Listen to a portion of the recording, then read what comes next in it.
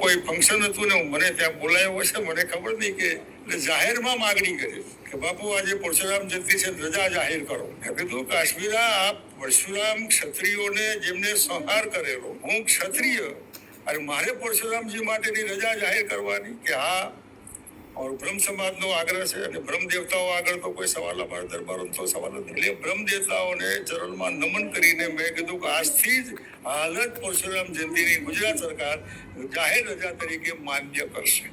એ વખતથી એટલું નહીં, પૂજારીઓને પણ કઈ મળતું જ નહોતું, એનો બી પગાર આપણે આપેલો. પૂજા કરે તો ક્યાંથી લોટ માગે? એને કઈ એવું આર્થિક વ્યવસ્થા માસિક કરો જેથી એનું કઈ પૂરું થાય.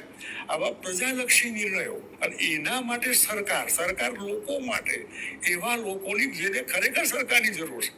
એનું નામ જ લોકશાહી. મજા કરવા નહીં, છૂટમૂટ બદલવા માટે નહીં, લહેર કરવા નહીં, ફર્સ્ટ ક્લાસમાં ફરવા માટે નહીં, ચાર્ટર પ્લેનમાં ઉડવા માટે નહીં.